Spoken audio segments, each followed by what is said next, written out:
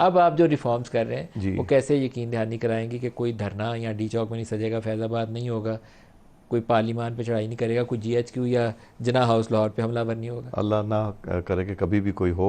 यहाँ तक कि मैं कहूँगा किसी इंस्टॉलेशन पे ऊपर हमला ऐसा ना हो कि जहाँ पेट्रोल बम फेंके जाएं या आगें लगाई जाएं। अल्लाह ना करे ये कभी हो। पाकिस्तान के लिए अच्छा नहीं है, किसी मुल्क के लिए भी देखो, अच्छा नहीं है। कर्नल शेर अब खान की यादगार है, व्हाट अ पिटी। उसकी बेहुरमती करने वाला पाकिस्तानी अगर कोई हो तो मेरी तो अक्ल में ही नहीं आता है कि वो पाकिस्तानी कैसे कर सकता है। आप ये देखें कि जब पाकिस्तान का झंडा किसी मुल्क में, मैं क्रिकेट मैच भी देखे हैं, मैंने हॉकी मैच भी मुल्क से बाहर देखे हैं, और जब पाकिस्तान का झंडा लहराता था हमारे रोंगटे खड़े हो जाते थे खुशी से, आंखों में आंखें नम हो जाती थीं। पाकिस्तान का झंडा, और वो कोर कमांडर के घर के ऊपर झंडा उन्होंने पीटीआई का लहराया, पाकिस्तान का उतार के। मतलब कि पीटीआई और उनका लीडर पाकिस्तान से भी ज़्यादा अहम है। ये शर्म की बात नहीं है जिन लोगों ने ये किया, जो क्या वहाँ रिफॉर्म्स गए। हैं जो दोबारा इस रेपुटेशन को जो 8-10 साल में हुआ है उसको रोकने में मददगार साबित होंगे? अच्छा जी, हम आ जाते हैं अब रिफॉर्म्स के ऊपर।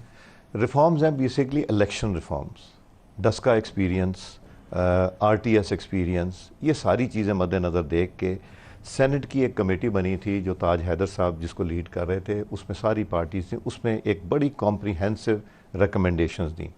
उसके बाद नेशनल असम्बली के मेंबरान थे, उन्होंने भी रिकमेंडेशन, मुख्तलिफ कुलीग्स ने हमारे रिकमेंडेशंस दी थी, और इलेक्शन कमीशन ऑफ पाकिस्तान की भी रिकमेंडेशंस दी।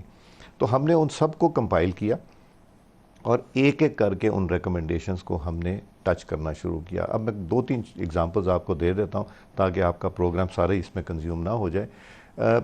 वो ये था कि जिस दिन हमने इलेक्शन शुरू होता है तो हमें एक स्पेशल बैंक अकाउंट खोलना पड़ता है।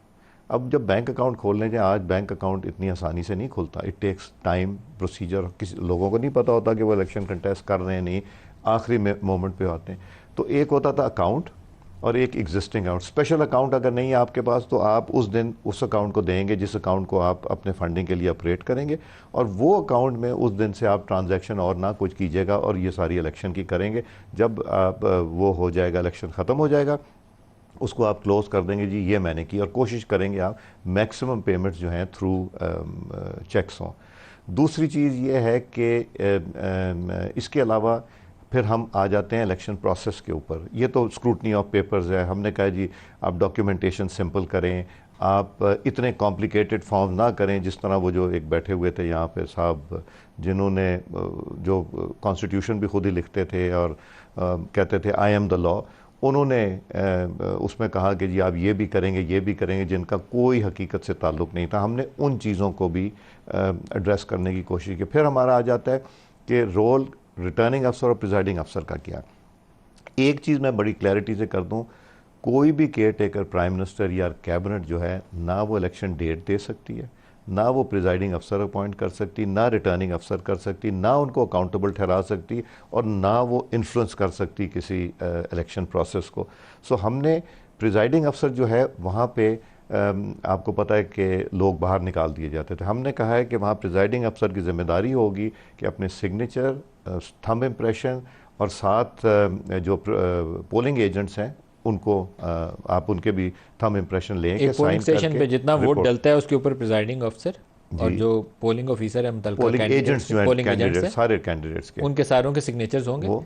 और वो अच्छा, कितनी देर में वो नतीजा देगा? अच्छा, 24 घंटे, 48 घंटे, 50 घंटे, दो नहीं घंटे नहीं, जो वही मैं कह रहा हूँ, जो डस्का में हमने सीखा या उससे पहले 2018 के इलेक्शन, हमने कहा है कि जी आपको रात 2 बजे तक इलेक्शन रिजल्ट पहुंचाना है। Number 1 electronically, number 2 physically.